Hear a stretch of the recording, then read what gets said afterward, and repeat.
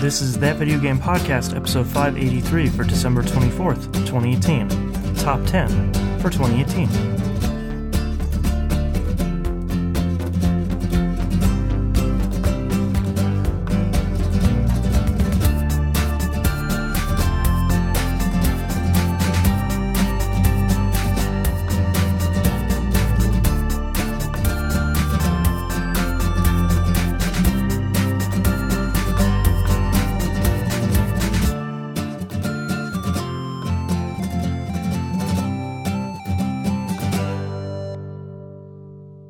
Welcome back to another episode of That Video Game Podcast. One of my favorite episodes of the year. Two favorite episodes. All of them are my favorite. They're all my children. Yeah, well, that's true. Yeah. This is TVGP's Top 10. Does that make me the creepy uncle? Ooh, maybe. Sorry. I'm your host, Boston. Joining me, the non-creepy uncle, the fun uncle, Moonpear. Thank you. Hello. Yeah. The fun uncle that has like a cool guitar collection they let the kids play with. Yes, but I can't play them. Yeah, they're just, they're to impress people. And they're there for the kids to play with, Yeah. So this is our top 10. We are on holiday break right now, but that doesn't stop the train rolling. This week we have top 10. Next week we have our 29. It's too early for this to start happening. Yep. Next week is the 2019 predictions episode. We'll talk about our predictions for 2018. Pick the most correctest of 2018. That's not the word I was expecting to have come out correctly. And then we will talk about your and our predictions for 2019, and then a brand new thing that we'll be doing next week. We'll be talking about the games we're looking forward to in 2019, which we will then recap in 2020 and say, oh, how could those were all terrible? How could we? Yep. Oh, who knew? Crackdown 3 got pushed to 2020. Yeah, exactly. 2025, most likely. Yes. So, if this is the first time you've joined us for Top 10, let's go over the rules as they are, and we have a special rule this year that we're going to try. We haven't seen each other's lists. This most important. This isn't some collaborative thing. This really is. Both of us get our own lists, and we get our time to shine. This isn't really like a normal episode. This isn't usually normal episodes are a discussion. This very much is. Here's my game, and here's the reasons why it's on my list. Yeah, we will cross discuss. Like if something is on both of our lists, we'll discuss it whenever the person brings it up, and anything additional we can add on later. Yeah. We don't have any real rules on what people have in their top 10 lists. These really are our individual lists. We're not going to say like no remasters and no remakes and no Switch ports and nothing like that. Like if it came out in 2018 or like left early access or got a remake or something, that's fine. We've had some conversations during the year where it's like, oh, does this count? And it's like, yeah, it came out. Maybe it was big DLC and maybe it was a remake. Whatever. It counts. We may spoil some stuff in our lists.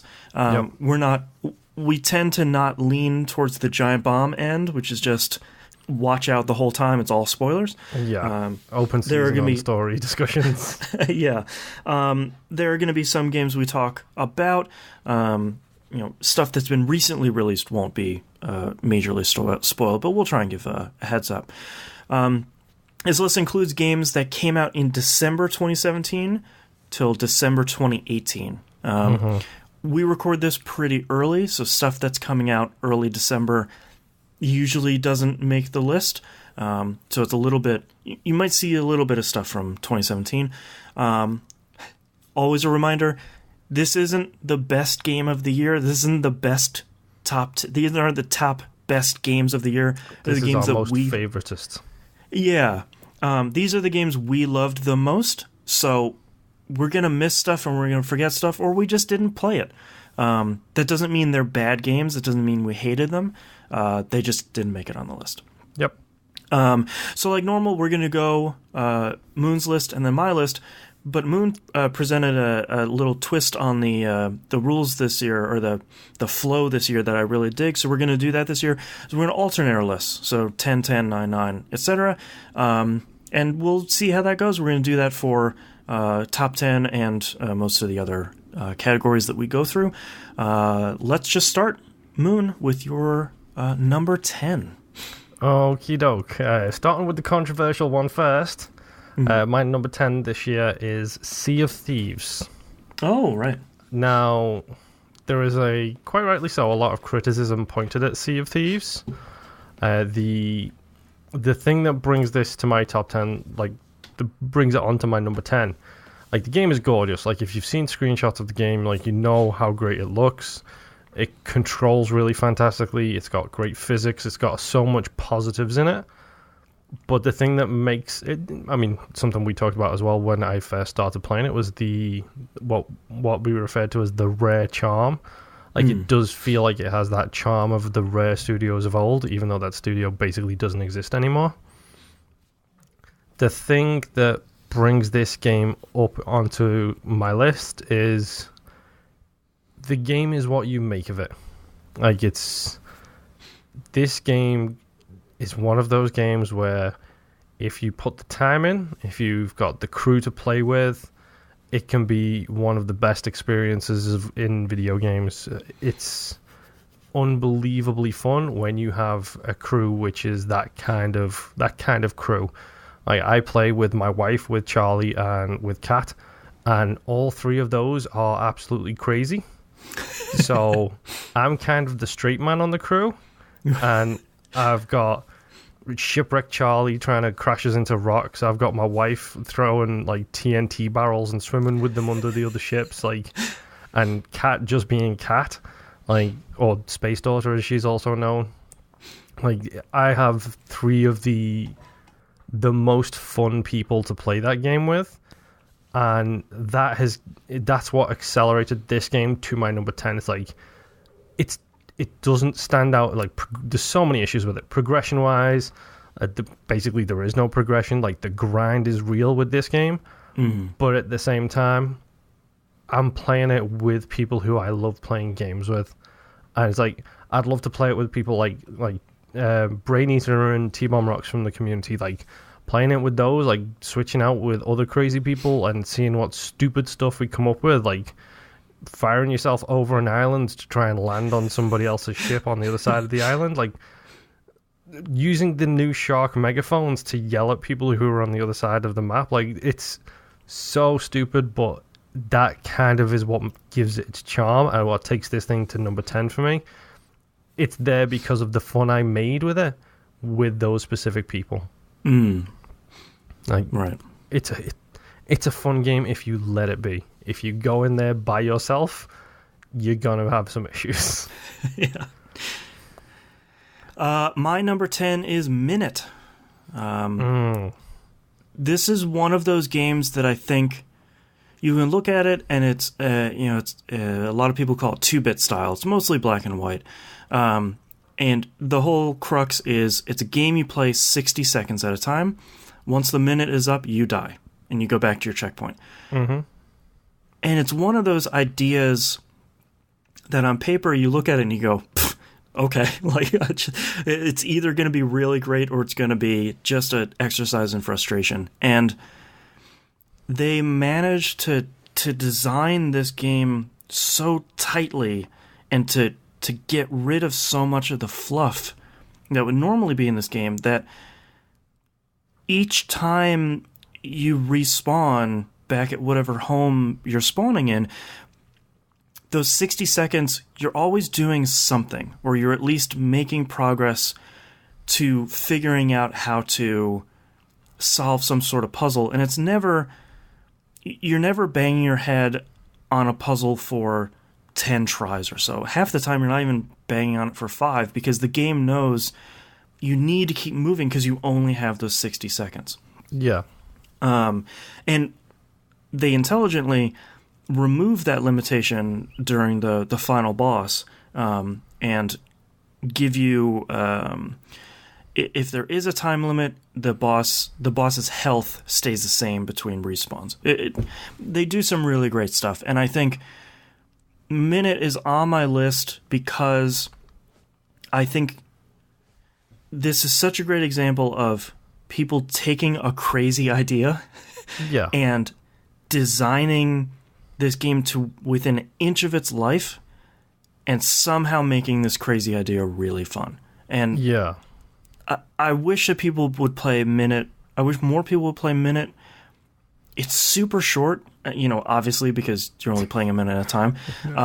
But there's so much in that game that's so easy to love, and I think 2018 was a really hard list to make, but Minute was an easy game to put on my list. Yeah. So that's my number 10. Nice. Number 9's. Oh, this might be one of the controversial ones. Okay. Marvel Strike Force. Yes. This is a game which at one point a lot of our community was playing, and Myself included. yes, and kind of bounced off it for understandable reasons. A big thing for me is Marvel Strike Force is essentially a clone of Galaxy of Heroes. I was a little bit obsessed with Galaxy of Heroes. Yeah. And because I essentially lost my save file because I was playing it on iOS and my iPhone, which was my UK iPhone, broke, I had a Galaxy of Heroes sized hole in my heart. And Marvel Strike Force basically came in and took that mantle. And again, let's talk about the negatives. Like, it can get a little cash grabby. Yeah. It's super duper grindy. But you know what? It's a mobile game, and I'm playing it maybe 30 minutes to an hour a day. I jump in, I get my extra energy, I do a bunch of auto battles, I do whatever raid we have going on at the time, and open a bunch of orbs and get that little wonderful dopamine thing of, oh, hey, look, I just unlocked 15 shards for Black Widow. Oh, I've been trying to get her for so long, and now she's in my team, and so on and so forth. And of course, recently they just added a whole bunch of the mutants into it. Storm is in, Juggernaut is in, Magneto is in, Pyro is in, Mystique is in, and they've just also added Miles from, as in Ultimate Spider-Man. Miles. Right. I think it's Miles Morales. Yeah. He's just been added in, and his event is going on right now, so it's without a doubt the game I have played the most, bar none, the entire year. It can't go higher on my list because of the issues it has, but I still have fun with it. But at the same time, I am also one of the most patient people who are like, oh, this big 12-day event, I ain't got the squad to get the character I want. That's fine. I'll wait until 2 years down the line when I do have the squad, and I'll be fine getting them then. So I don't feel that pressure mostly because I've trained myself to not buy into microtransactions. Right. So because of that, it doesn't really get to me too much. Like, the amount of ads they pop up, it's about as bad as most mobile games could be, but still not as bad as games can be. Yeah. And my note here says, please see Fallout 76. It's a good game. It looks amazing. I don't know how they've got that tech looking that good on mobile phones. That was the thing I was going to mention. Probably one of the best looking mobile games I've played this year. Yeah, and like the custom animations they put in for each character and stuff is amazing. Like, when you're Wolverine and you use essentially the Berserker Claw move on Hulk, he literally jumps on Hulk's shoulders and starts slashing at his face. Yeah, it's great. Black Widow does the jumping up on the shoulders, like, headlock takedown thing that she does from Iron Man 2 movie, I believe it is. Yeah, I think so. They've got all these custom, animations for certain character types, and you know what? It's just fun to see these little digital heroes just punch each other in the face. So, my number 9 is Marvel Strike Force, and it has its flaws, I know that. My number 9 is... I will continue to say this. 2018 was a really hard list to make. Number 9 is Yoku's Island Express, and it hurts my heart that it's down this low. Mm-hmm. But there's just so many great games this year that it has to go somewhere. Yes. Yoku's Island Express is probably the most blue sky game I've played in a really, really long time. Literally the first note I have on Yoku's Island Express is it's the blue sky game I needed. Yeah, and this is another thing like Minute. Like crazy ideas? Yeah, like people were talking about Yoku's Island Express, and they're like, "Oh, it's a really great Metroidvania platformer with pinball." And I was like, "The what now?" And you can see gameplay, and you're like, yeah. I mean, that sort of looks like a pinball game. I don't understand, but they do such a great job within that first couple of minutes of just showing you, like, hey, your little dung beetle is pushing around. Your dung beetle mailman is pushing around a pinball, and you do play pinball, and the stakes are nearly gone, nearly negligible for failing.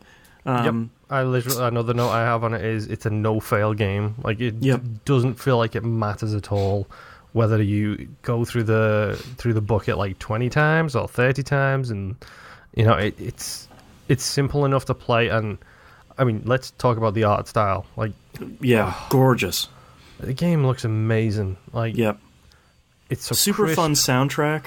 Yes. Yep. Oh, I forgot about that one as well. Yeah. And I like the fact that it's a very, very simple game. It's very fun. It's very enjoyable. But it does have that slight element of there is some really stupid secret stuff in there if you want to go looking for it. Yep.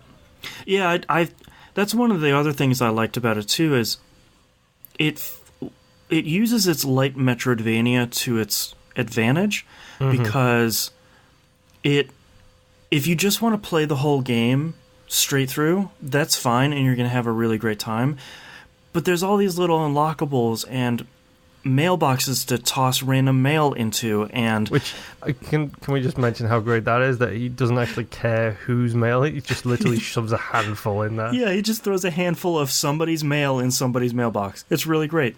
There's all these hidden puzzles, and you can paint your ball different colors that unlocks different stuff, but you don't have to see that stuff if you don't want to. The main game and the level design is really great. And I think it feels so great because it never overstays its welcome. Yep. And it builds and builds and builds all the way to the end, to where there's like 2 or 3 really great boss fights at the end, which is crazy for a pinball game. And specifically with a couple of them, the way they incorporate multi-ball into it, it's so perfect. Yeah, there's one boss battle, not really a spoiler, but you do all this stuff on the board, the play field, to unlock a couple of additional characters, and that they turn into the multi-ball, that then they attack the boss. And it's just like, you go through that 2 or 3 times, and it never feels old, and by the time you're done with it, you're like, all right, that felt like enough. And Yoku's Island Express, I bought it on a PlayStation sale so that I could play it again. Nice. And I know the game has multiple... Did you play it on Switch originally? I did, and Switch is a really great place to play it on, especially in that screen. The game looks really sharp. But that's one of those games where I could see myself every once in a while just like deleting my save and be like, all right, let's play Yoku's Island Express again. And it's just a really great game that does all of its parts really well. Yeah. And for me, most importantly, never overstays its welcome. But by the time you're done, you're like, all right, that was great. Like, that was... I can go do secret stuff, but that was really good. Yeah, I got the full 1,000 gamer score on that game, and I couldn't have been more satisfied at that point. Yeah. To the point where I was like, maybe I should... Maybe I'll start this over again. Yeah, there are 3 save slots. Yeah. So number 9 is Yoku's Island Express. See, the great thing here is number 8, Yoku's Island Express. Hey, there we go. Yeah, everything you just said. Like, literally, it.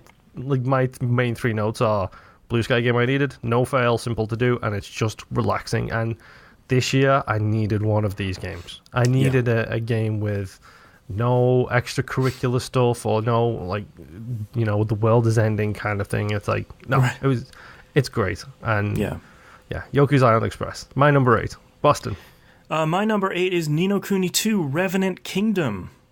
Yoku's Island Express is a really great Blue Sky game, Ni no Kuni 2 was an unexpected Blue Sky game for me as well. We don't always get those in JRPGs. It's always like, oh, this industrial complex is taking over. Oh, my spiky hair and my giant sword. We got to go take down God.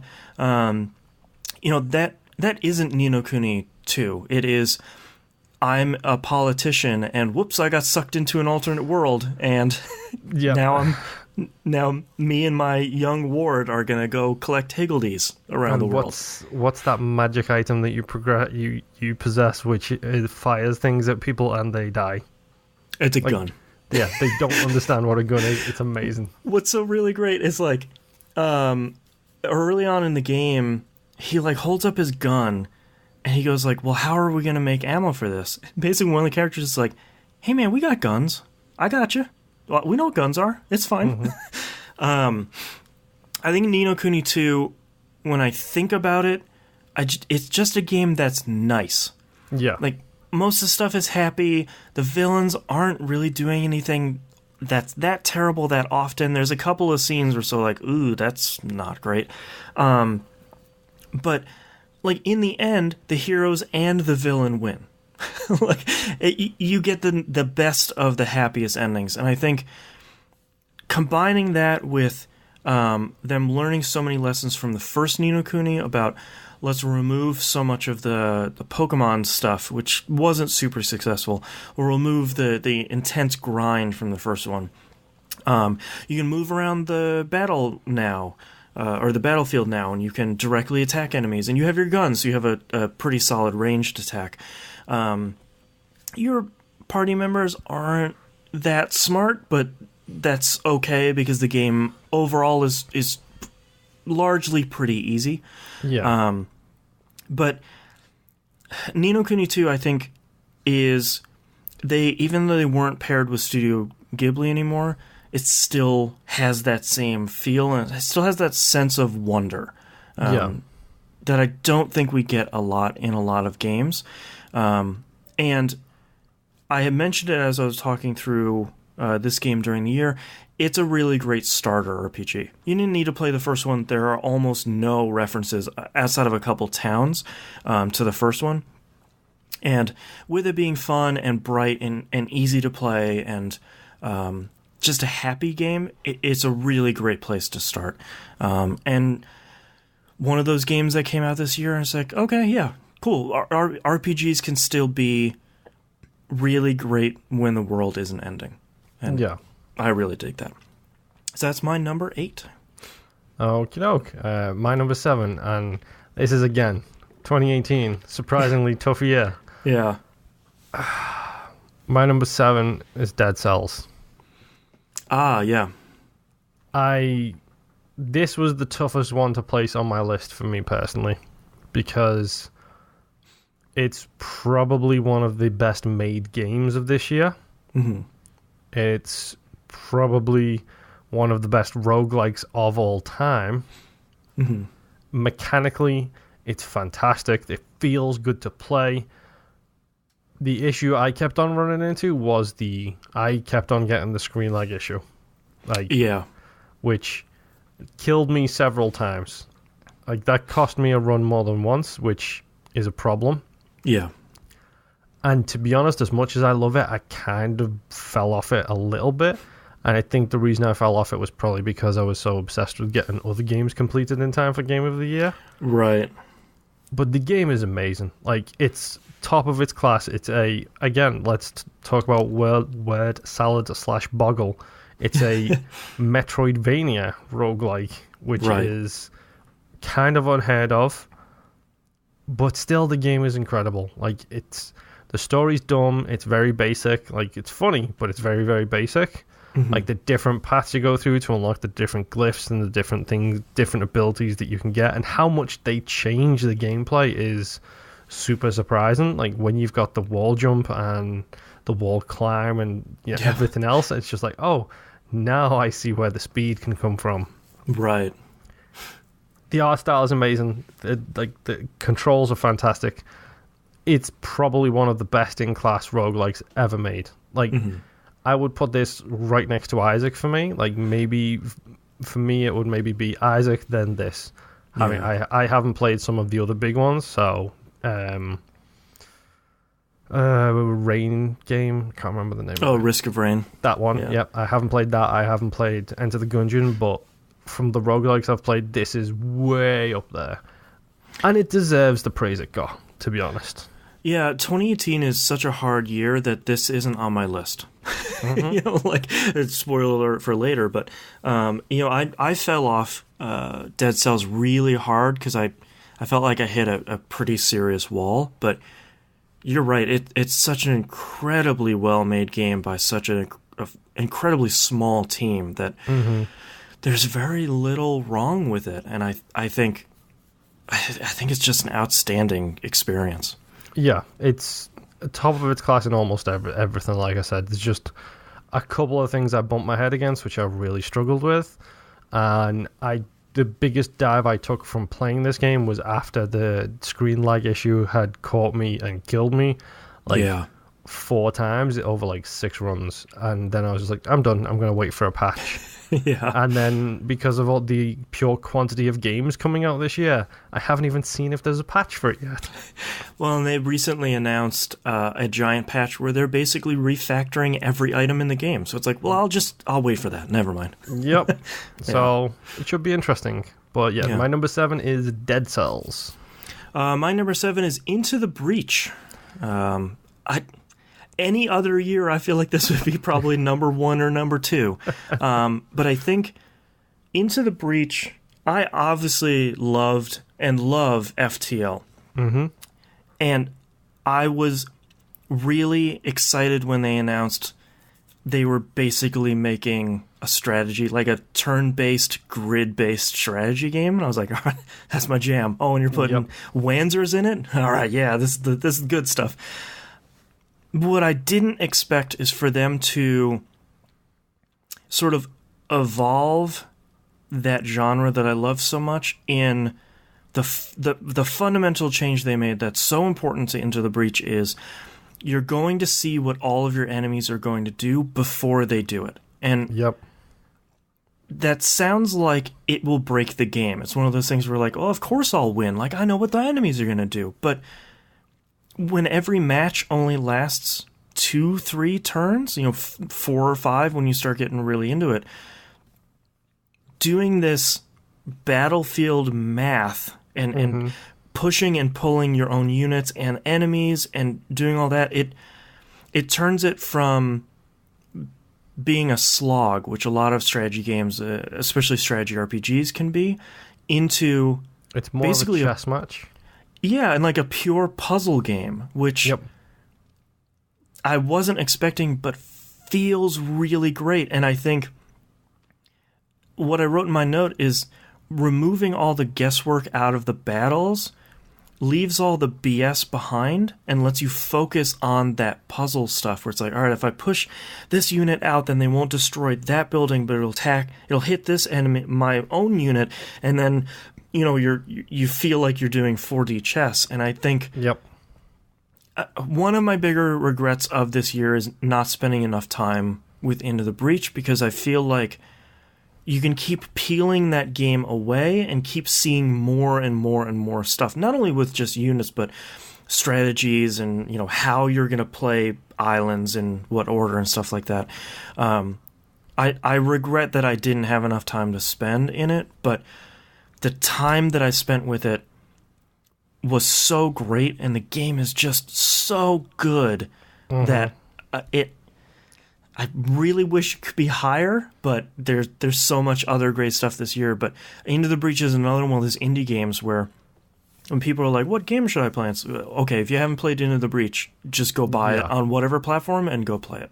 Yep, and it's on Switch now as well. And it's so good on Switch. Oh, my God. Let's talk about the music really quick. Oh, Ben Prunty. His music is... I love all of his soundtracks, and... Man, I was listening through it again because I'm doing like a Game of the Year thing for a dynamic soundtrack, and I just sort of, I'll listen to like 1 or 2 tracks, and like an hour later I listened to the whole thing. I was like, yep, that's great. That's a great soundtrack. Yep. Yeah. Oh, it's such a good game. Yeah. So my number 7 is Into the Breach. Okie doke. My number 6. Oh boy, here we go. Getting down to it. Oh, getting down to it. My number 6 is Vampire. Yeah. It has its issues, as pretty much every single game does. In existence ever. There is no perfect game, folks. Sorry to burst that bubble. The combat is hot garbage. Let's just get that out the way first and foremost. Yeah, and no disrespect to Don't Nod. It's just rough. Yeah, it needed some work done to it. And from what I saw, they did do a fair bit of work to it, and it run a lot better the second time I played it than the first time I put a bunch of time into it. Yep. But other than that, okay, the game looks gorgeous. I don't know how they got the look that they got from that game with, I'm assuming, what is a lower budget for that game. Mm-hmm. It has detective quest chains with conversation choices and dialogue options that all combine to make this really, really weird murder mystery / adventure game with clues about how everybody knows everybody all mixed into one. I don't know how they made this game. I genuinely don't. Getting a clue from someone's conversation that you can then open up another whole dialogue tree with another person that might start another dialogue tree with a third person that will eventually get you more experience, so when you slurp them, you get leveled up more. Exactly. It's insane. And credit where it's due, the guy who voice acts Jonathan Reed, I can't remember his name off the top of my head. Yeah. He does an amazing job. Yeah. The general overarching story of that game is pretty good. Mm-hmm. The character interactions in each of the different zones are top of the line. I love how every little area has this interwoven backstory with everybody knowing everybody. The places this game goes towards the end of it are downright crazy. Yeah. I think I might have mentioned it on one of our shows recently. It takes a deep dive into British lore that's so deep even I don't get all of the references. Right. It's okay, I understood 75% of what you said there.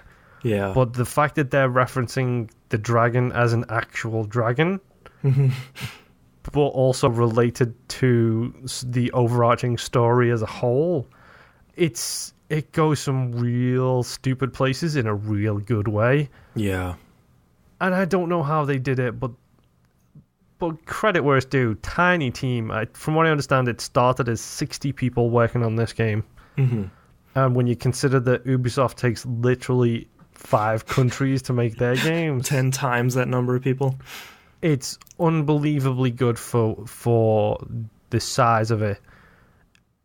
It's the quintessential triple B game. It's that B tier game, and they are some of my favoritist games of all times. Yeah. Cough, Alpha Protocol, cough.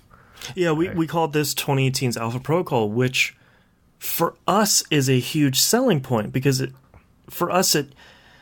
a lot like what you said, where it's sort of half of this game is broken in a way that doesn't make it unplayable, but it's not the most engaging.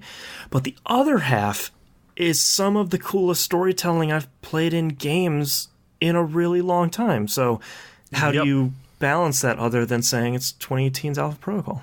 Exactly. I love this game. If you haven't picked it up by now, I'm sure it will be on sale over the Christmas / holiday breaks. Yeah. Pick it up. It deserves even a look-see.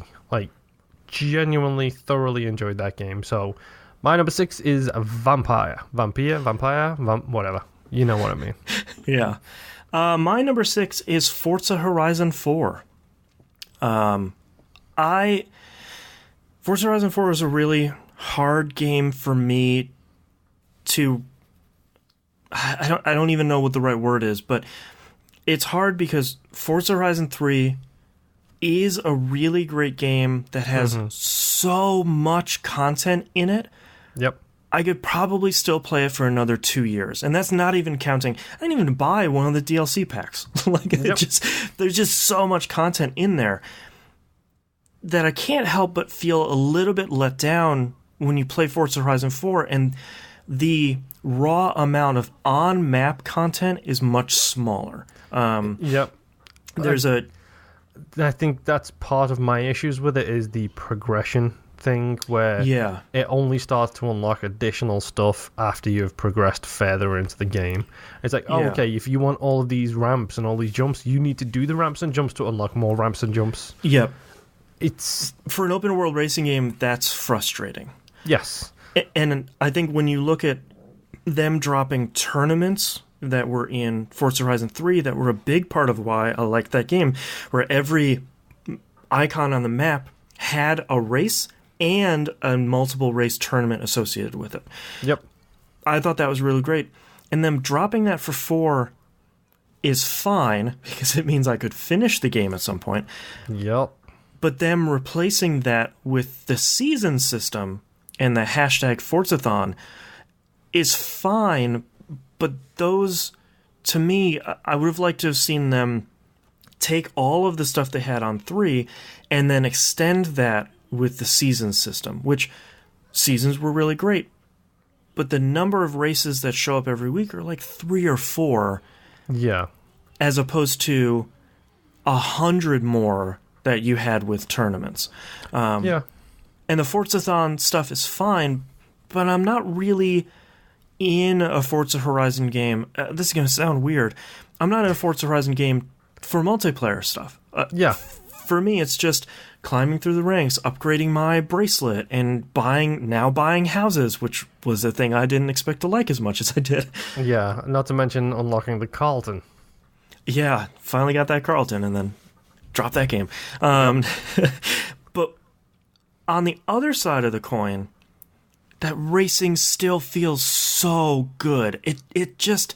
Yep. I know people, when they love Gran Turismo, that racing just clicks with them and it feels right. No other racing game, no other modern racing game, because I've loved, PGR and a lot of that other stuff. Yeah. No other modern racing game has felt right to me. Having that really perfect balance between simulation, where you just get enough of it, and then the craziness of arcade, where you just get enough of that, where they have continued to find that, for me, that perfect middle ground of somehow having best of both worlds, and it still being a really fun and really rewarding racing game. And I think Forza Horizon 4, for all of its negatives coming from 3, it's still just so good to plop a car in that world and just drive and do tricks and do ramps and do all this stuff with the unfortunate negatives we were talking about. But God, it just feels so good.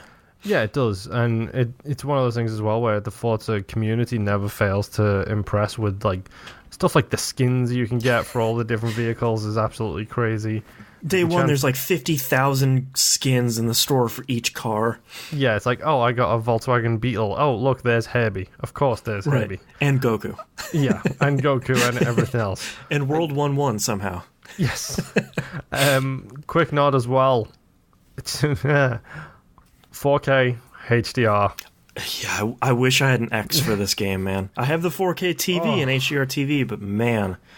It's...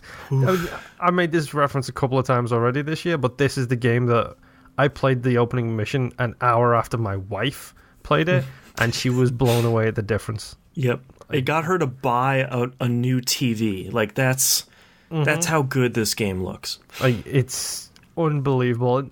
I mean, there's some issues as well, when we talk about the progression.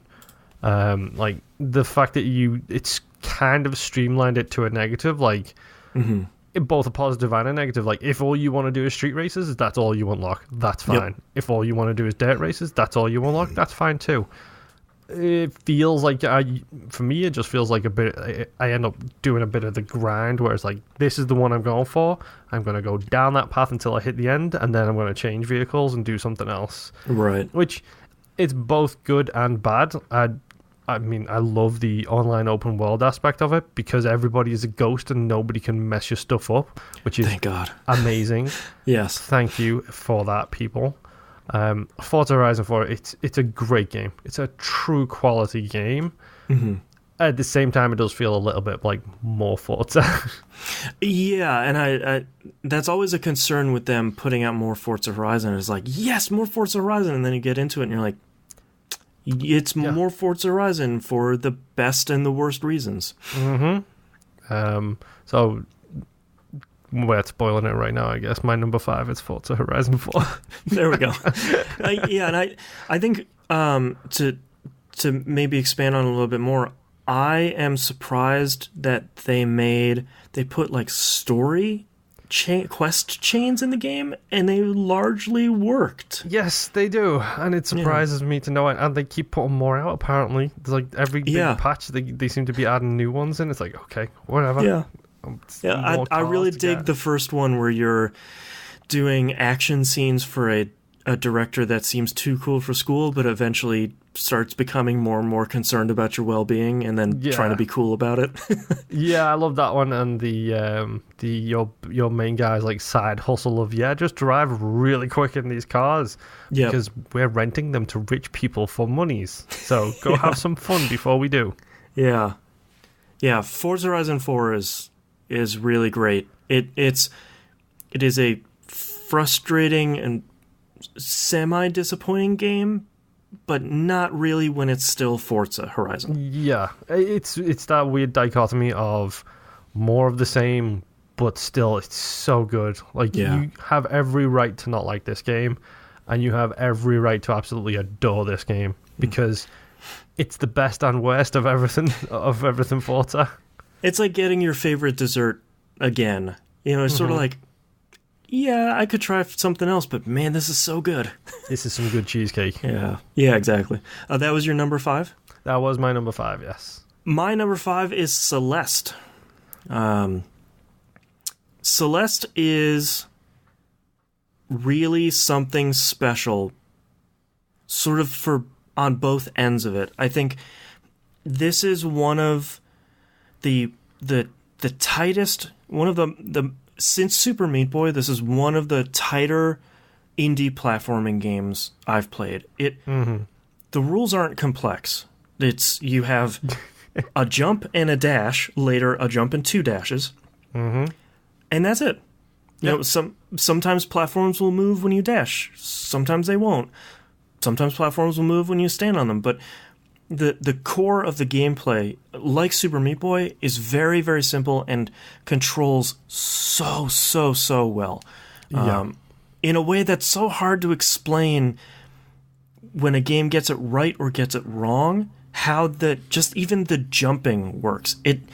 Within the first 2 or 3 screens in Celeste, you already know how to play the game. It has taught you all of its rules for movement and taught you, your climbing and exhaustion, and you're good. And that's it.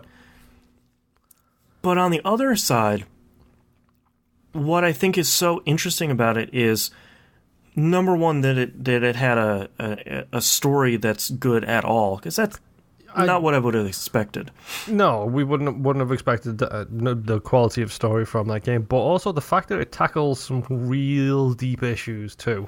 It doesn't. It's not just a surface thing, and I apologize in advance, my own Peach, of go save the princess or whatever it is. Right. It's a very serious discussion on mental health and self-worth and a lot of like self-belief and things like that. It's a very deep, touching subject, and they handle it with the respect that it deserves to have.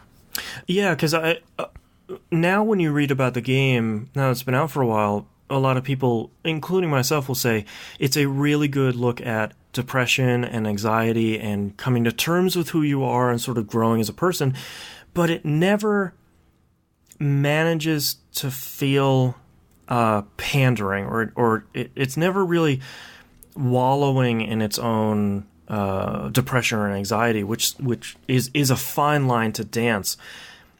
What it does instead of making your character the bad guy or the other side of you, your quote unquote enemy, Theo, any of these people are never really the bad guy.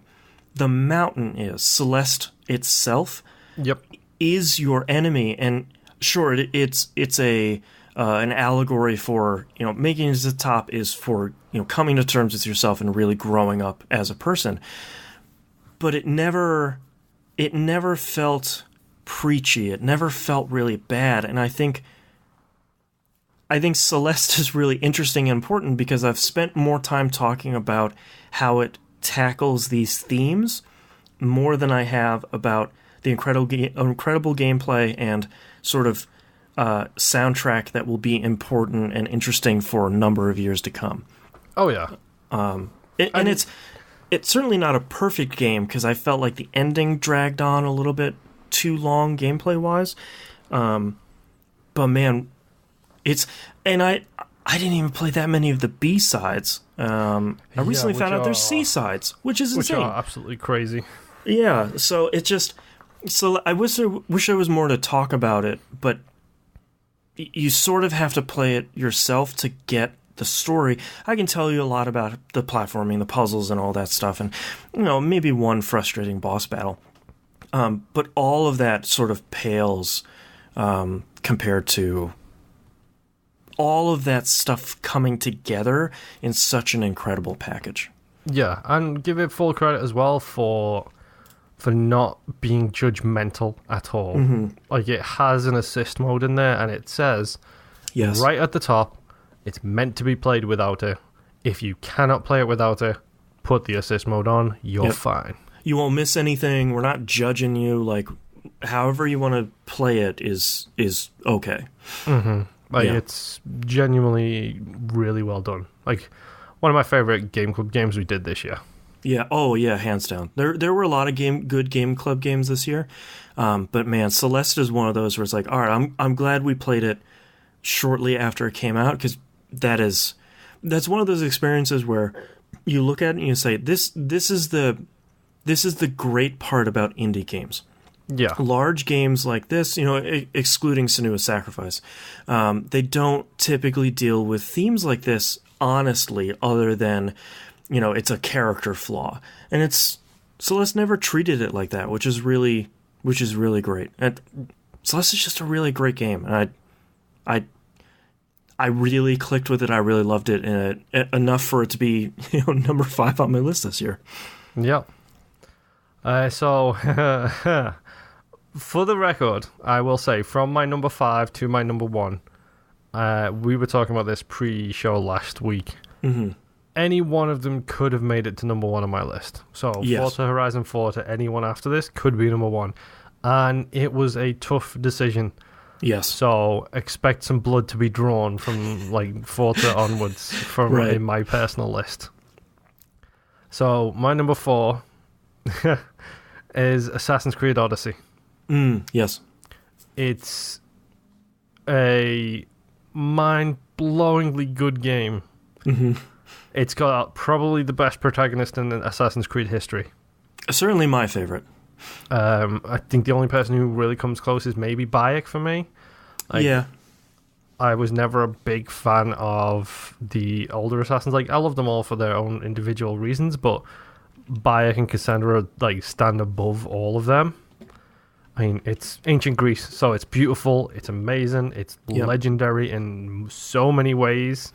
There's the mythical things that you end up facing in that game, which are hilarious and amazing. Yep.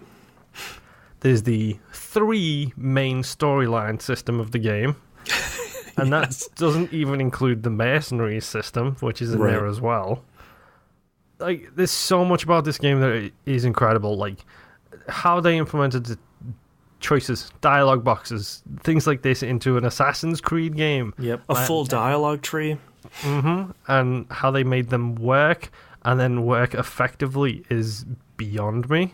Mm-hmm. It's so good. Genuinely, it's so good. There are some minor letdown moments, I don't want to spoil it, because the game is out, but it's so huge that some people might not have finished it by now. Yeah. All of the 3 different main storylines have their ups and their downs. I felt like they tried a little bit too deliberately to go for a crocodile moment from Origins. Yes. And it felt like I saw it coming, whereas the crocodile, I did not see that moment coming at all. No. Whereas this, it felt from the get-go like it was like, you're going to try and do that to me again, aren't you? I talked about it. I was a guest on a Rational Passions podcast this time last year. We were talking about Nier Automata. And I said about Fable 2, you see that dog and you're like, you're going to kill that effing dog, huh?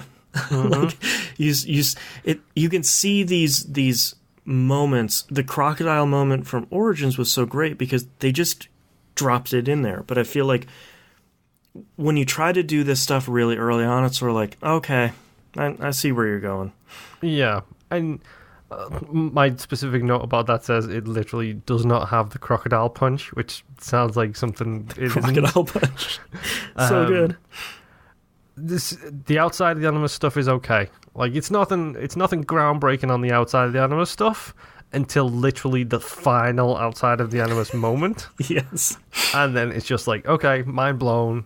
There is a suit involved. I'm not going to talk too much about it, but that moment is incredible. Yes. There is some interesting things that are going on with the Isu in the game, which is really incredible too. Yep. I like the fact that I got a bad ending and it was better than the good ending. Yes. Which kind of makes me laugh a little bit. Yeah. And it makes sense. Like, I felt like it ended very satisfyingly on my playthrough, whereas other people have expressed not so good happiness with the ending that they went through. Right. The thing that stopped this from being number one for me, it's too big. Yeah, it's way too big. Like that's literally the thing that killed this from like I said, any one of them could have been number one. The thing that made sure this wasn't was the size of it. If it would have been a much tougher choice if this game was 20 hours shorter. And that sounds like a shocking thing to say. Yeah. But my save file is probably like 110 hours at this point, something like that. Yep. The game is huge. Yeah, I'm wrapping up content, and I've been racing through that game, and I'm at like 65 hours. Mm-hmm. Like, it is just, it's big. I took my time. I did so much stuff, and then by the end I was just like, you know what, enough of this. I'm just going to beeline for the end of the game because I've had enough of this stuff. Yep. So, the game did also have the jump the shark moment for me. Yes.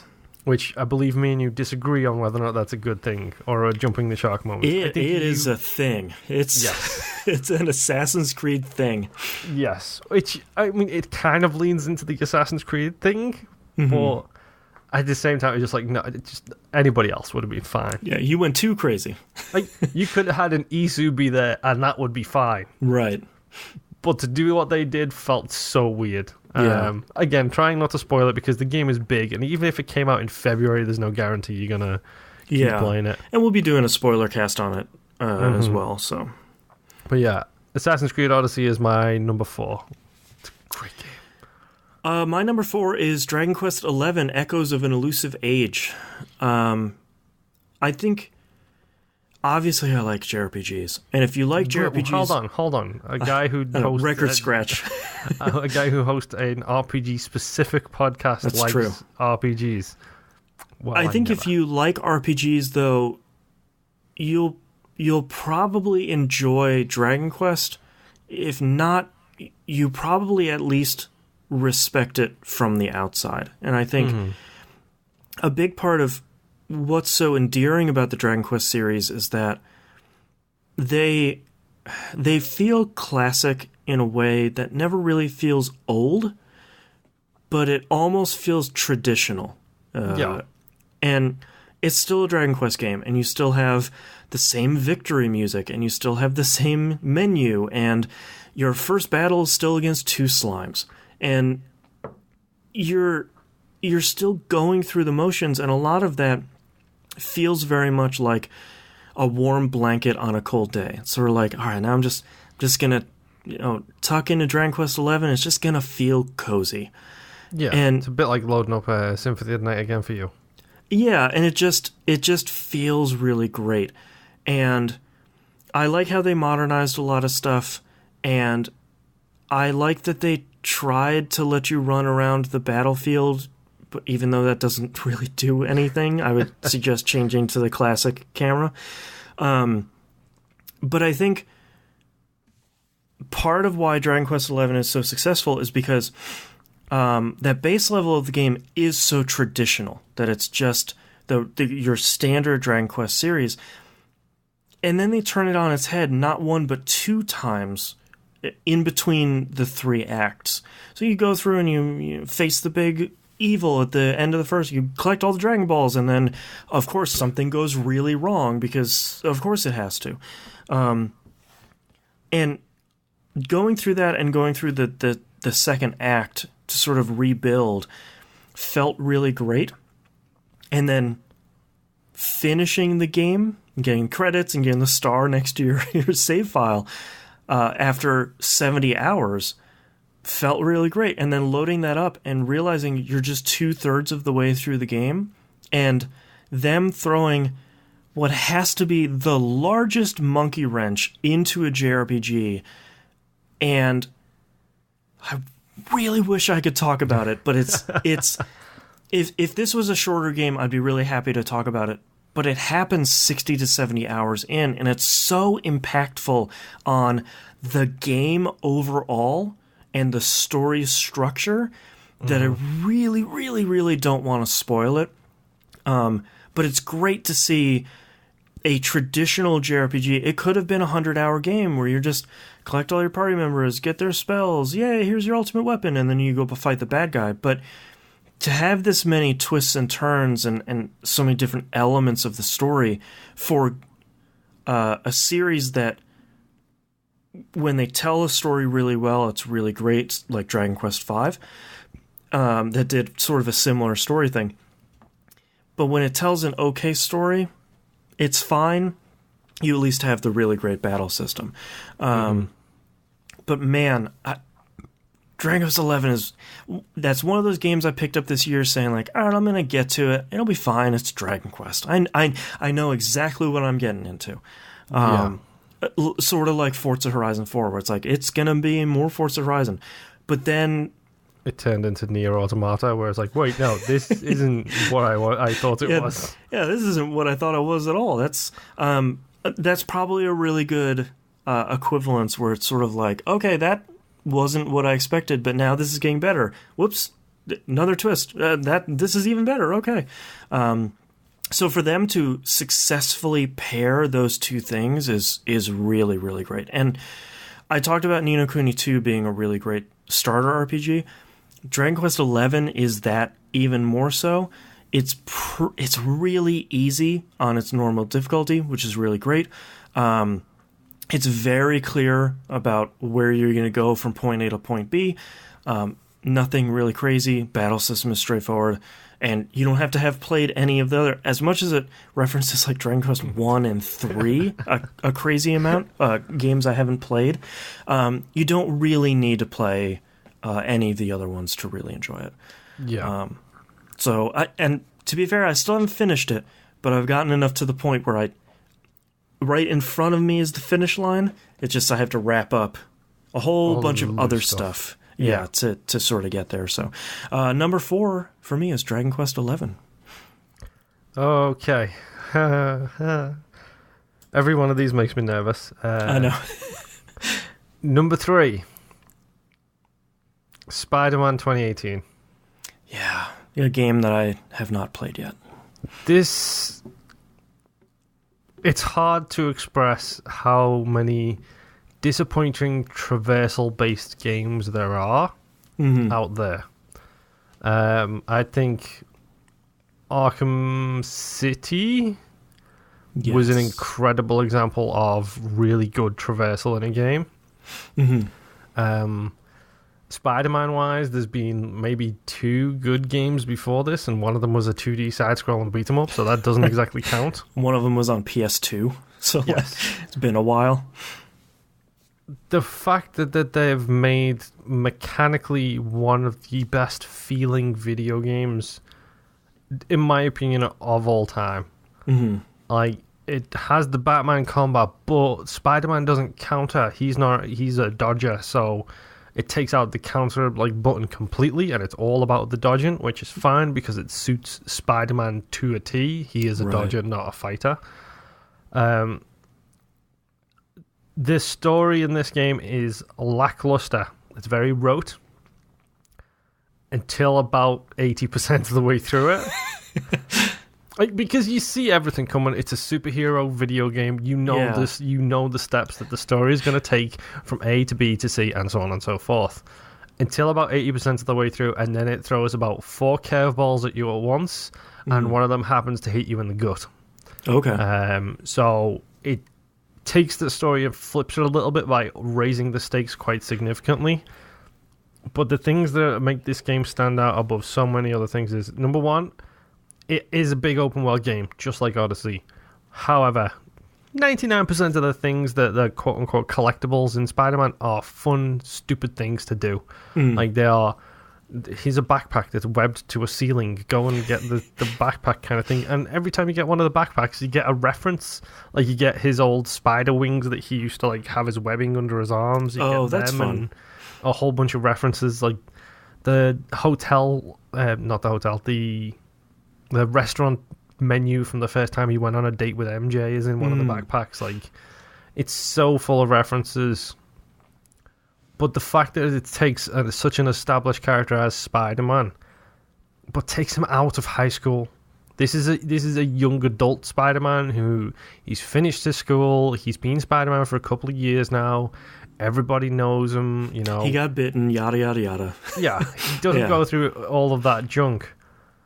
But it shows how much he struggles with his actual young adult life. You get the impression, he's already dated and broken up with Mary Jane by the time this game starts. And you get the impression that was the struggle he went through out of high school, was that situation. And Aunt May is absolutely incredibly acted throughout the game. Peter, Mary Jane, and the police cop lady, I can't remember her name, all of the voice acting in this game is incredible. I'm pretty sure they do the mocap stuff, the performance capture stuff, and that's incredible too.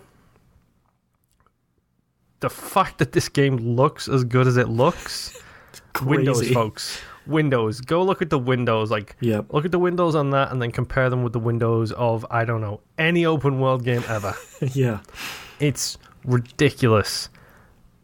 And there's so much extra stuff in this game. It's ridiculous that this game is as good as it is. I mean, good job, Insomniac, first and foremost. It's top of the class, third person, action adventure, open world kind of game. The fact that it handles licensed characters so well, it's really incredible. And it's not once does Spider-Man making jokes get annoying. Oh, nice. Which is something that's very difficult to do with Spider-Man. Yes. Is to represent him in a way that he doesn't immediately get annoying when he starts cracking wise about stuff. So, just, I don't know. It's hard to put into words how great this game is, and there's some stuff towards the end of the game I'd like to talk about, but I won't because it will be giant spoilers. Yeah. I haven't played any of the DLC for this game, but this was my first platinum on the PlayStation, and that should tell you how good that game is. Yeah. And how well measured it is, because it's not too long, it's not too short, it's just warm enough to be the perfect temperature Spider-Man kind of game. Right. It's so good. So, I mean, my number 3 is Spider-Man, and honestly, I'm expecting this to be on your old game list next year. Guaranteed, yeah. So my number 3 is a little bit of a stretch because it finally came out of early access into consoles this year, which is where I played it. Number 3 is Hollow Knight. This is... I have a lot to say about Hollow Knight. This is one of my favorite Metroidvanias of all time. And I think where it's so successful is it manages to take a map that is huge and, to be fair, a little too big. A little too big? It's very big. it manages to take a map that is really distinctive and really interesting visually, sonically, and it all ties in to itself really well. That taking that and taking a great Metroidvania map and then combining it with some of the best aspects of Dark Souls, which is world building and building a mystery, Sarah McLachlan, in a in a game like this, goes such a long way to making the world so great. If you look at something like Symphony of Night, one of my other favorite Metroidvanias that admittedly feels very old nowadays because it's like 20 years old. A world building in there isn't really great, which wasn't a thing developers were doing at the time. But having all of this lore and having all these interesting characters and having this failed, destroyed, and decaying kingdom, that there's always this question of, did you have something to do with that? Like, what's your role in this kingdom's demise? Is really, really interesting. And for them to never really give you the straight answers, you can read the codex for all the enemies, and that gives you a lot of info, and there's a ton of text for all the characters. I think that elevates this game so much that to me, the mystery is what kept pulling me along, where on your first playthrough, map discovery is a problem. Moon is figuring that out firsthand right now. Yeah, for the record, this game is actually, along with Into the Breach, which I meant to mention earlier, Into the Breach is on my honorable mentions, and so is this, for the reasons we are probably going to get into now. Is like, I haven't beat the game because I have been headbutting walls for a fair while. And it's a big game with a ton of secrets and just a ton of map, and it can be frustrating. And I used walkthroughs in my first playthrough pretty often, mostly to get the right direction where I'm supposed to go, where it's like, all right, go to this area and then go here and then talk to the map guy. It's like, okay, cool, I've got the map, I can start building it, that's all I needed to know from this walkthrough. Or like, when I really got stuck, it's like, oh, go butt stomp this area. I think, to me, that stuff wasn't as big of a hurdle that it is understandably and fairly for a lot of other people. And I think one of the downsides to that is that combat is rewarding, but it's challenging. I don't think it's ever impossible. I think there are a couple of bosses that are the difficulty spikes are off, through the roof. Like the 3 whatever the things I just recently beat were. The Mantis crickets. Lords, Yes. those are the ones. That mage guy that gives you the Desolate Dive, the butt stomp thing, that guy's real tough. Fighting the 5 Watcher Knights, those guys are really tough. Nosk is one of my least favorite bosses in this game by far. And I think this is one of those games that I love so dearly, and it's one of my favorite games of all time. But I so understand why people bounce off of it so much, is that if you feel pulled by the world building and the map design and the art style and God, the music, it's so good. And the music is incredible. Like the one that's stolen me away right now is the City of Tears music. So good. It's one of the best pieces of music I've heard in video games in a long time. It's worth mentioning, like, I genuinely, there's so much about this game I love. So much frustrates me, and I think this is the perfect example of your opinion of video games are subjective. And it does not matter what format it's in. Podcast, reviews, videos, whatever. It's all subjective, because Hollow Knight, even I know playing it, this is a you game. This is a Boston game. Yep.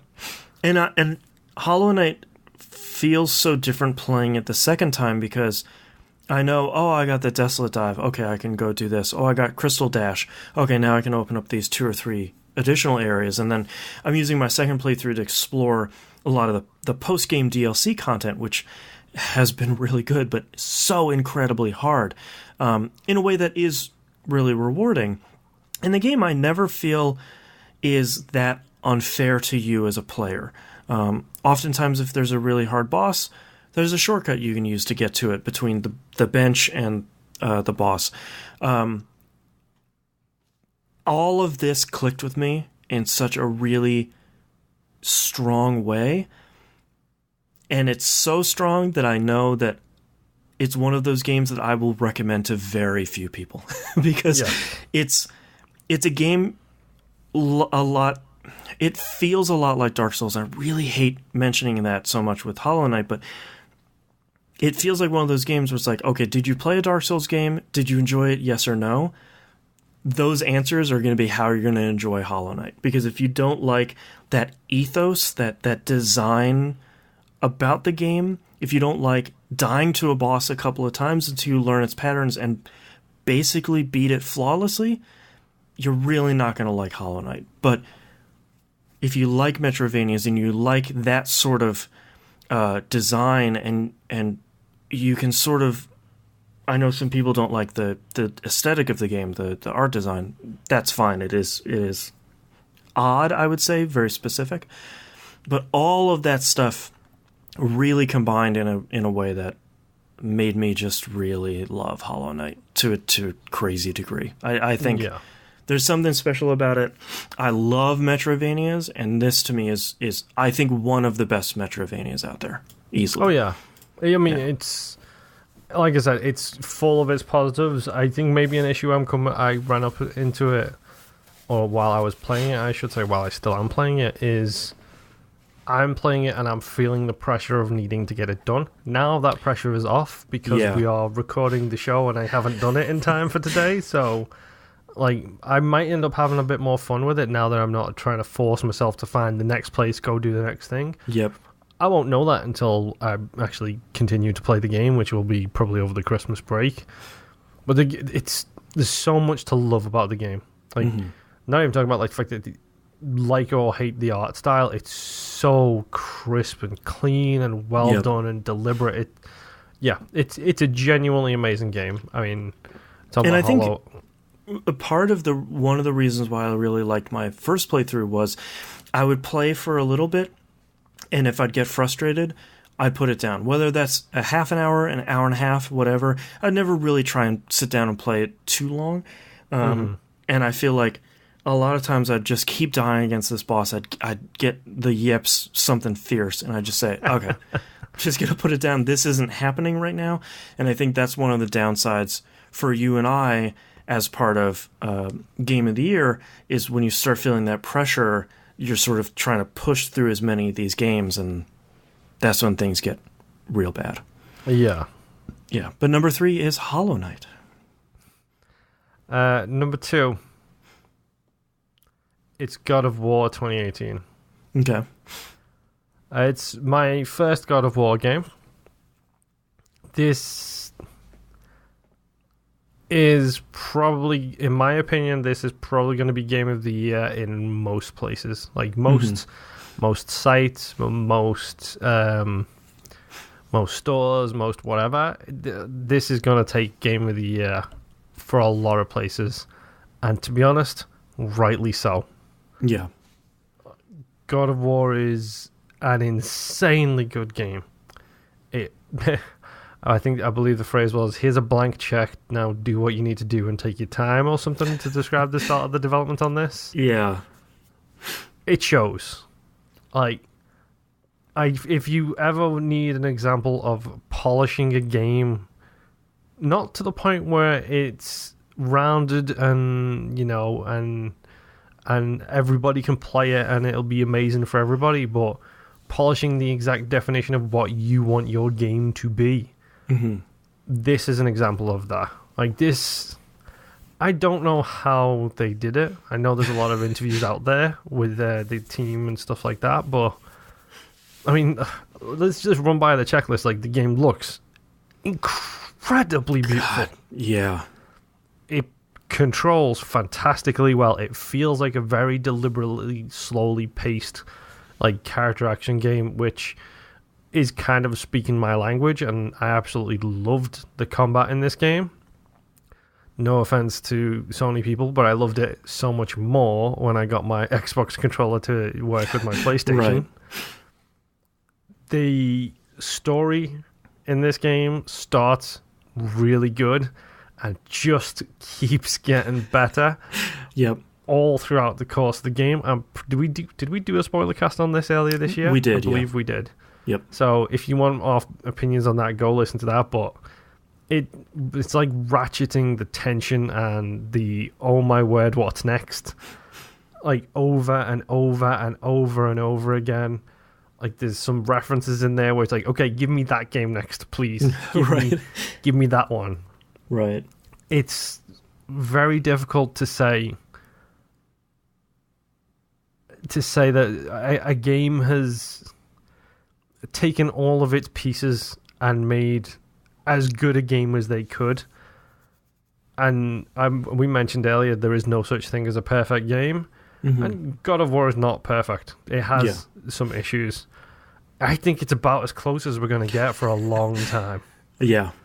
It's the fact that it ends on a cliffhanger for God of War 2 as well, which it's so good.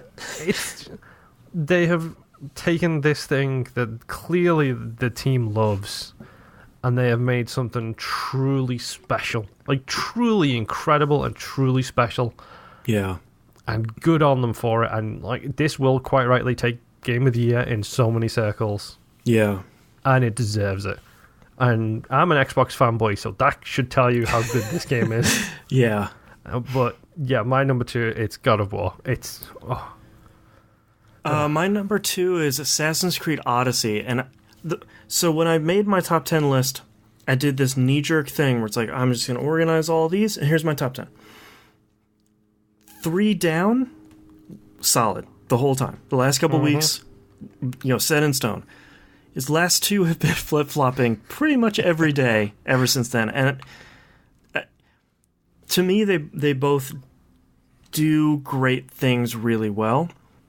I think Assassin's Creed Odyssey, I don't have a ton to add on top of what you said. I do want to say Cassandra is probably my favorite Assassin's Creed protagonist. I really love this game. Cult of Cosmos is great. The mercenary system is great. The Triangle Quest is fantastic. I will do a spoiler cast. We have a lot of thoughts about that. I will agree, game is too big. I feel like I've gotten the trophy for touching on every piece of landmass. I still sort of feel like I haven't seen everywhere. Like there's a couple islands where I'm like, what's on you? Like what are you doing over there? I think it's one of the times where this game, had they made the map even 25% smaller, that still would have been really big. It would have been okay. Yeah. I don't think it's a super negative that's too big, but there's so much side content and so many side quests. I'm just not going to see, not even counting like the time limited ones and like some of the like hamburger button ones that are just randomly generated. I'm just talking about like the yellow exclamation mark. Like these are we wrote a side quest here. Yeah, I still have like 40 of them on my map. Yeah, and it's just stuff I'm never going to get to. On some level, that's okay, but it's such a bummer because so many of them were so great in Origins that I know that there's going to be some really good ones in Odyssey. But on the other side, it's a game that tells a really interesting story about family. And for the first time in a really long time, it's not an Assassins versus Templars story. It's not interested in that at all. And I think, on one hand, that's a little bit of a bummer because I do really love seeing, how far back this battle has been waging. But it is really nice to take a breath from it every once in a while, where Origins was very clearly, let's start the Assassins, yeah. And this takes place earlier. Origins ends with them dropping the eagle skull on the beach, which is how the Assassin's Creed symbol occurred anyway. Yeah, it's one of those moments where it's like, all right, that was pretty cool. But it's really, and they relegate a lot of that stuff to the true ending, which is very good, and the modern day stuff, which is very good, which Moon and I are really the only ones that think so. But the rest of the game is, I feel, in one way, giving a lot of what Assassin's Creed fans that don't like the modern day stuff what they want. There's no Assassin's Creed in it at all. Yep. But then on the other side of the spectrum, it is nice to take a break from it. You know, Black Flag did a little bit of that where it wasn't the in-world stuff wasn't super interested in Assassins. The modern day stuff was very much interested in that.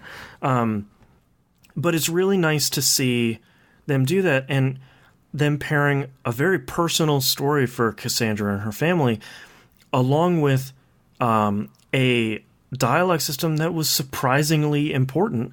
Dialogue trees I didn't think would do anything interesting, but that fed into this game's 9 different endings, which is also a really crazy thing. Wow, I didn't know there was 9.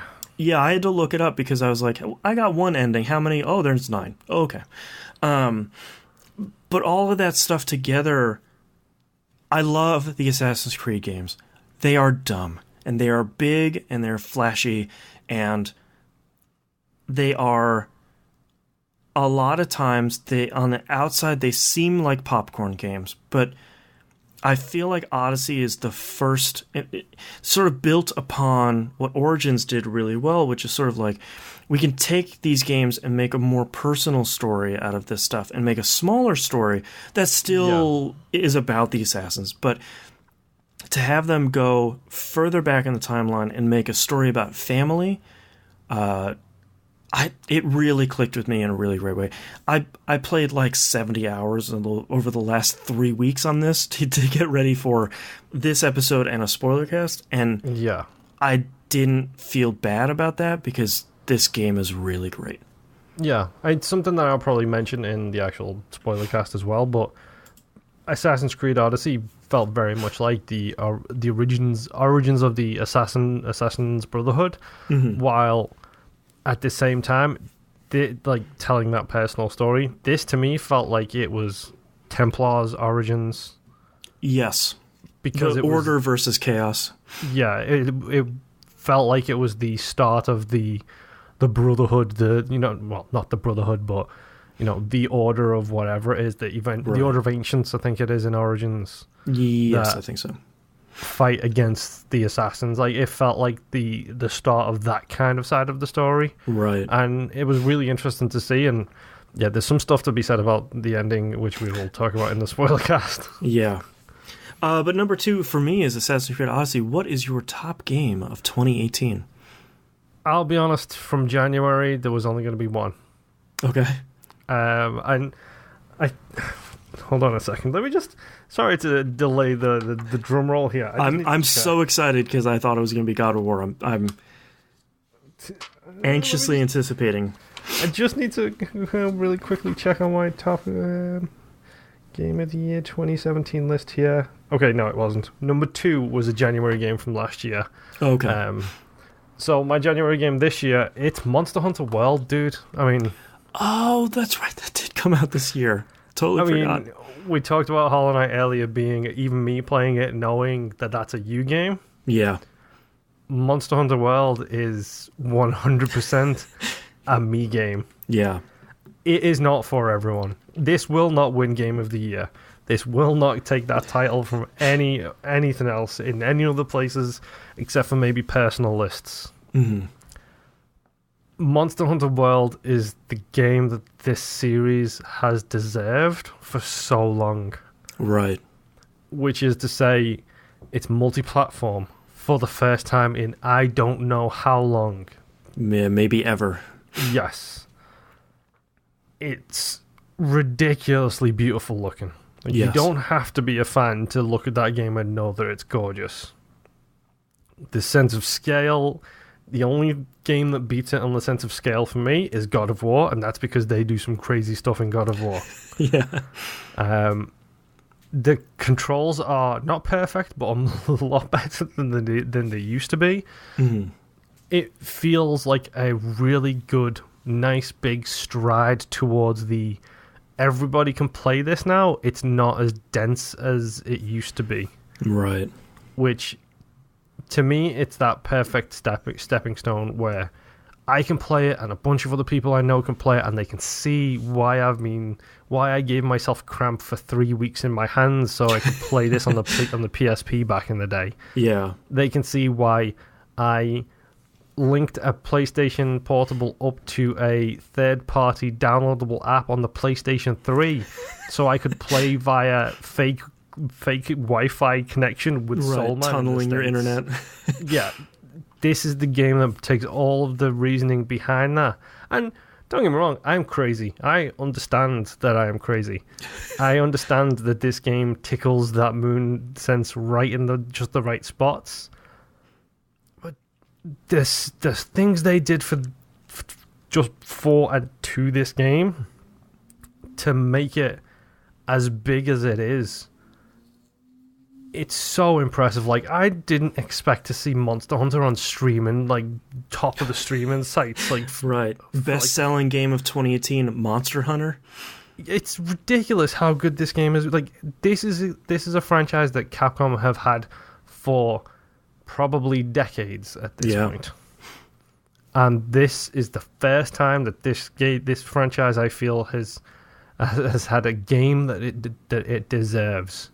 Yeah. Where it's just right enough. Like, still got some of the awkwardness that old fans like me will love, but it takes away all of the extraneous BS. You don't have to go mining to get a whetstone anymore, but yet you still do have to whetstone, but you don't have to mine every time you need a whetstone. Like, it takes so much stupid stuff out of it and just makes it so much more accessible to everybody. Not including the presentation, the scale, the look, the feel, everything, the different variety of stuff. The fact that it has online lobbies that work now as well. I mean, that in itself is incredible. Yeah. I put close to 200 hours into this game within like 2 months. Yeah. And every now and again, I just dip back in, see how things are going, play a couple of rounds, and then jump back out kind of thing. Monster Hunter World is my game of the year 2018 because, number one, it's a me game. Yeah, the most you game. It's the most me game. Like, my final note on this is it's a 100% a me game. Mm-hmm. But the reason why it's number one, number two, or the second reason why it's number one is because, to be honest, it deserves it. Yeah. Like, the team behind this game deserved a lot of recognition for doing the impossible. And that is to take a valued franchise that has a very protective fan base about it. Yes. And making a game that pleases both them and new starters and people who've heard of the game and never been able to play it. They did the impossible with this game. Yep. And I've got nothing but love for them because of it. Yeah. Like, my number one is Monster Hunter World. You knew it from January. Everybody knew it from January. We all knew it, we just forgot. Yes, exactly. Yeah. It's a Resident Evil 7 all over again. Yeah, that's right. My number one is God of War. I am surprised about this. For a long time, while I was building this list, it was Assassin's Creed Odyssey. But I think when you look at it's really a comparison between the two games. I think it is an evolution of the character action genre. I think it is the ultimate sad dad game, which I'm hoping is now going to go away for quite a while, because I feel like Kratos and Atreyu is like the ultimate sad dad combo. Yeah. But I think where Assassin's Creed Odyssey told a story about a family well in a game that was good, God of War told an incredible story about a family very, very, very well with very few problems. I have some problems near the end with some secondary characters and their relationships. Coupled with that, a game that felt the right size. Yep. Had impeccable combat. It was solid at lower difficulties and good on higher difficulties.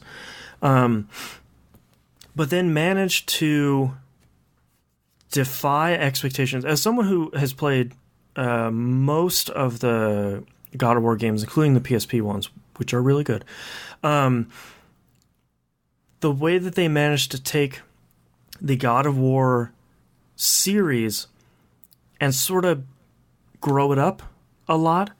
No more screaming Kratos, no more killing 15 gods in a game. But them removing that, they still managed to keep the giant scale that they had, and they still managed to make points a spectacle. That's sort of what you went to old God of War games for. There's the famous God of War 2 where you're walking down the chains and you're walking for what feels like 15 minutes as this thing just gets bigger and bigger and bigger and bigger in the distance. Yeah. They do that a lot more environmentally, like Hell this time is an incredible area. The World Serpent. The World Serpent, some of the boss battles you have are just these incredibly big and great-looking moments. But then they couple that with this really personal and intimate story between a father and his son, and their travels between two people that don't want anything to do with each other. Adding on Mimir, one of my favorite characters this year. The throwing the axe is still incredible, and that sound when it comes back. Little interesting thing from when they made the game. The sound of the axe is tied to the axe itself. That's why it sounds so cool as it's going away and coming back, because that spinning noise is the axe itself. I think you were right by saying this is one of those games that does everything right. It got rid of a lot of the extra baggage God of War had, and managed to get a new start with a great story and incredible graphics, as we've already said. A fantastic score by Bear McCreary that still keeps some of the elements of old God of War, but manages to sort of get past that. And it's just a damn good game. And it's one of those games that, like you said, I know God of War is going to be number one, across the industry, or at least number two, saying God of War was really great, but here's, this game is something else. And it's one of those things that, like, the video game hipster in me doesn't want me to put it in top one because I want to fight for the underdogs. Let's put Celeste in number one. But there's really very little wrong with God of War, and I platinumed it, so I've seen everything in this game, and I've done all of it, and all of it was so good. And for them to manage from the first area to the very end to have each individual environment have all these little puzzles to kind of keep pulling me along throughout the game, nevertheless the story and the graphics and the characters and all that, God, it's just such a good game. It's one of those games that when they announced it and Kratos had the beard, it's like, okay, I'm pretty done with God of War, so like, you're coming out with a new one, fine.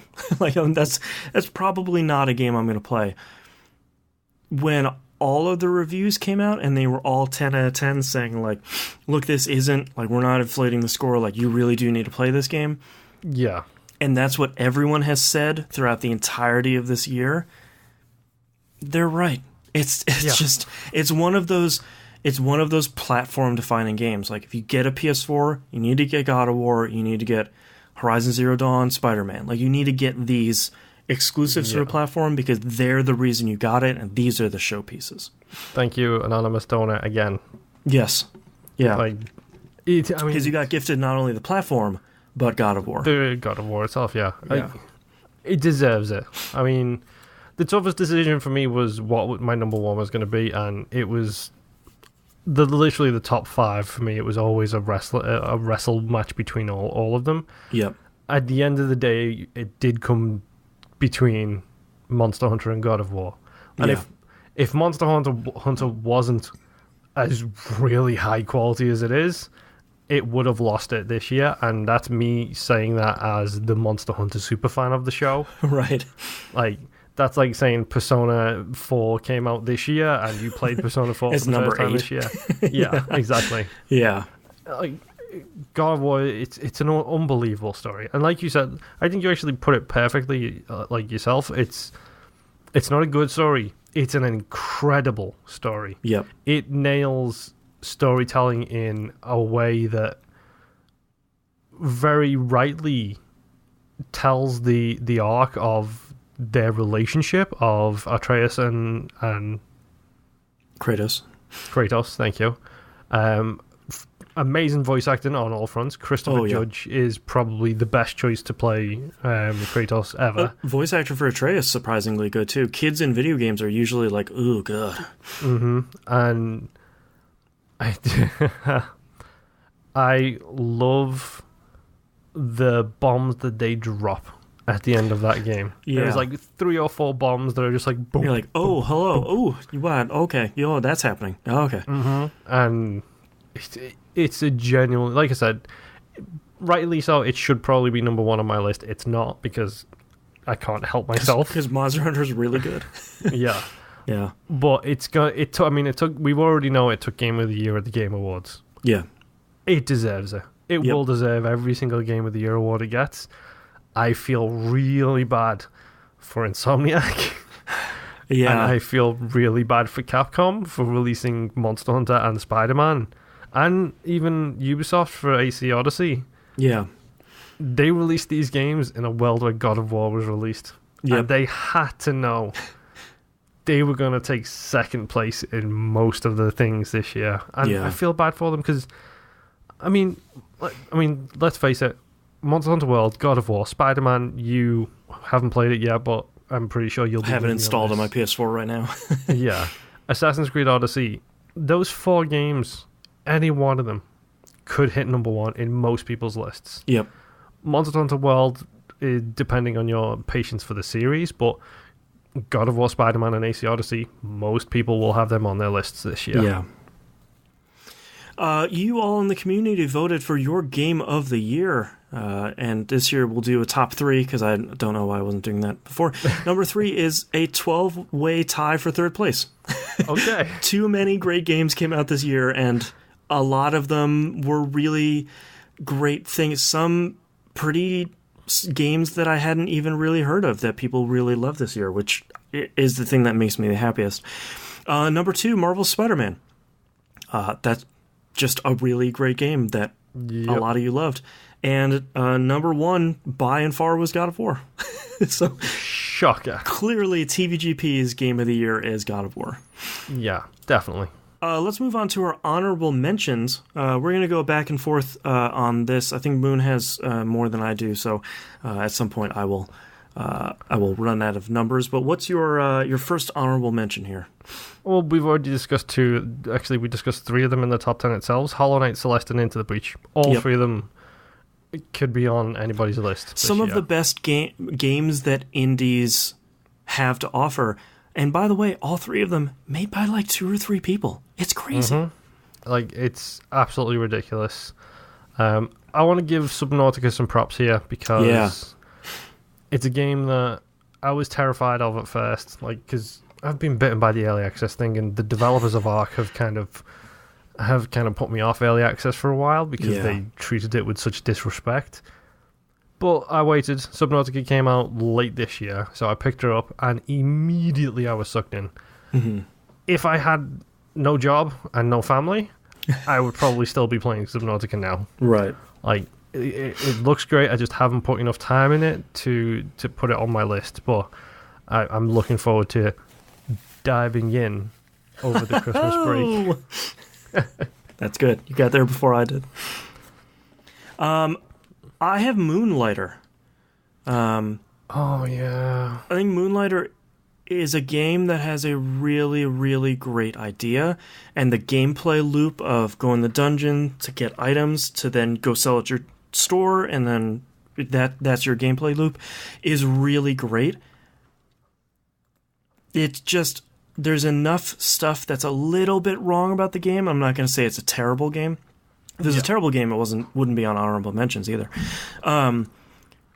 But I feel like there's enough stuff that's wrong in the dungeon delving stuff that if the developer would have been a little bit faster to fix, I think it easily could have been on my top 10. But again, a super small team that's just trying to keep up with a shocking demand for their game. Moonlighter is, I think, really, really great. That just had all this stuff that pulled it out of the top 10 because there was about 50 great games that came out this year. Yeah, that's actually on my missed list. Because hearing you talk about it is one of those things where it's like, yeah, I really could probably do with playing that. Yeah. Far Cry 5. Oh, yeah. It's a Far Cry game. And all of the positives and negatives that entails. Yep. It plays really well. There's some things about it I don't like. Whether you want to admit it or not, 2018, if you are making a game and it has some things which are ripped from the headlines, you are making a game with political ramifications, and don't I hate to tell you from that. Yeah. Like, you don't get to walk away and say it's not a political statement when literally it's ripped from the headlines kind of stuff. Right. The game is great to play. Genuinely fun to play. So many niggling issues that took it away from me. Yeah. And I also find it funny that they literally spoiled the ending of the game in announcing their next game. It's so good. Thanks, Ubisoft. My next one is actually Dead Cells, but we already talked about that at length. So my next one is Telltale Batman: The Enemy Within Season 2. Spoiler for last week's episode. Right. I am halfway through that. Great. I literally finished episode 3 today. Oh, man. I think the Telltale Batman games are one of the reasons why Telltale was so good at what they did. Mm-hmm. And they do characters so well. This push-pull between Bruce and Batman and John Doe and the Joker throughout the entire season is just this... You're getting pulled back and forth, across this line so many times, and every time it's just agonizing having to make these decisions and knowing where it's going to go, but still trying to pull him back off the ledge through the whole thing is just, it's so good. And it's one of those that for a long time was at number 11 on my list, and it couldn't crack that top 10, and it's really upsetting because both of those seasons are so good, and so many people haven't played them because it's a Batman Telltale game, which I get. Yeah. But man, Season 2 is so good. Ugh. I mean, let's just throw that out there as well. The engine improvement is unbelievable. As someone who literally 2 weeks ago finished season 1, the first season, and then jumped immediately into season 2, the difference in that engine. Oh, hey guys, if you put the work in, it does. It can help. It does pay off. Weird. Oh, but yeah, episode 3 I finished today. I'm so excited to see where it goes. Mm-hmm. It's kind of ridiculous. My next honorable mention, Vermintide 2. Yeah. A game I adore playing, but just have not had the time to play. You kind of need to play it with other people, and the AI can cut it, but don't cut it. But I've kind of been waiting for a time for me, T-Bomb and Brain Eater, to all jump back in and play some. It's one of those things that schedules just haven't aligned, so I just haven't played enough of it. But it's Vermintide and essentially another Left 4 Dead, and I love it. It's amazing. I just not enough time. My next one is Donut County. I wish there was more meat on the bone because it would make it easier to get it in my top 10. It's a fantastic game. Incredible soundtrack. Really fun. There's just, it's there. It's not sort of big enough or long enough to really beat out anything else. You could probably do an indie games top 10 this year alongside your AAA, and you could probably fill both lists. Donut County is unfortunately it's in my missed list because it's one of those things, like, I own it. I went out and bought it thinking I'll play that for Game of the Year, and nope. just Yeah. My final honorable mention: Red Dead Redemption 2. Right.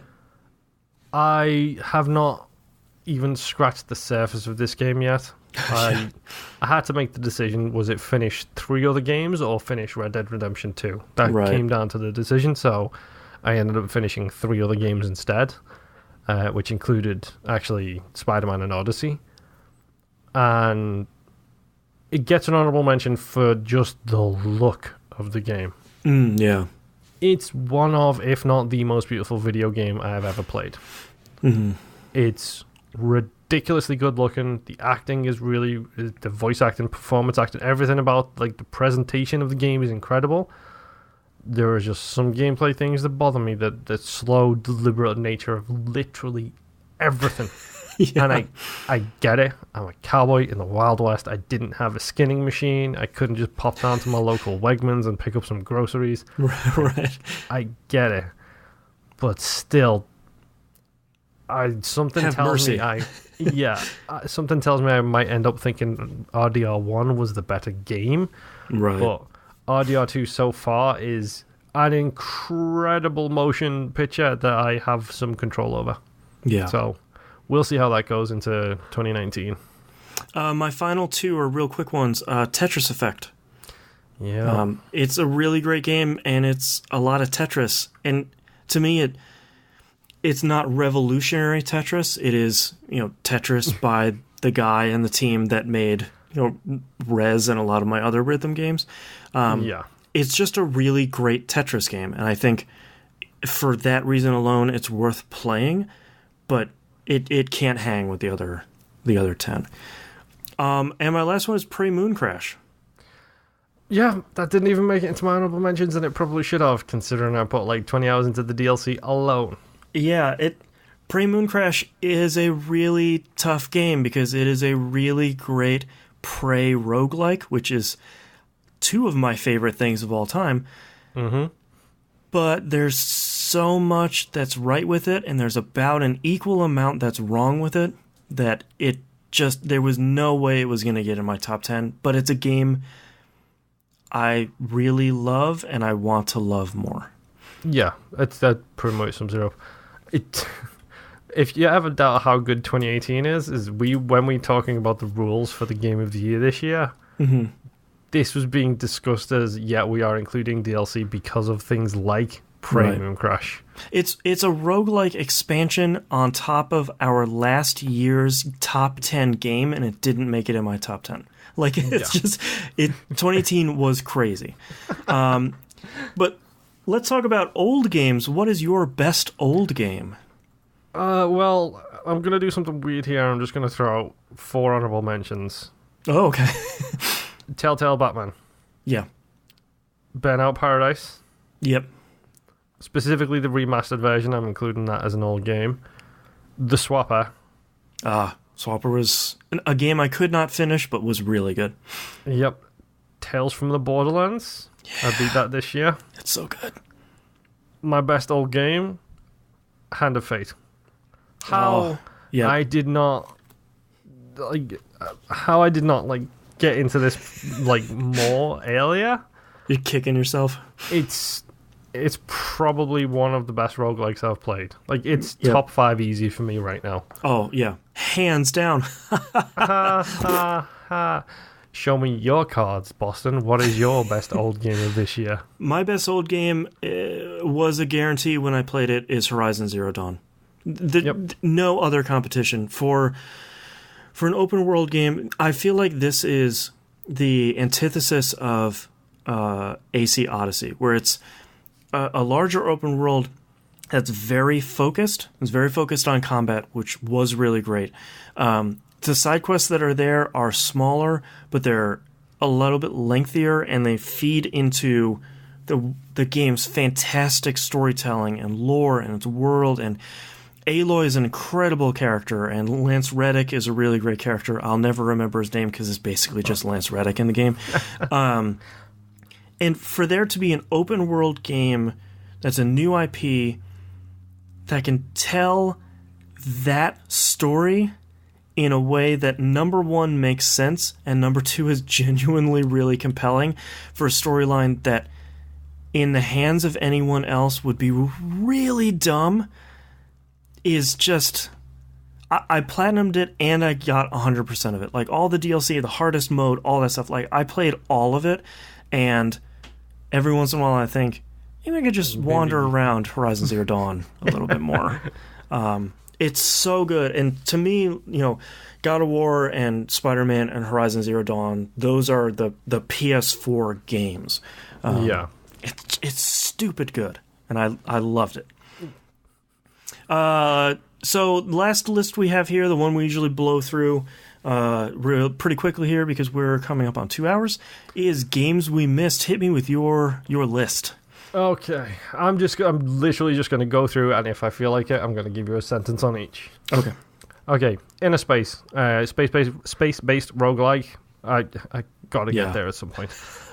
Iconoclasts, Game Club game. We'll get there. Dragon Ball Fighter Z. I wish. So much. Fist of the North Star, Lost Paradise. It's a Yakuza game in one of my favorite animes.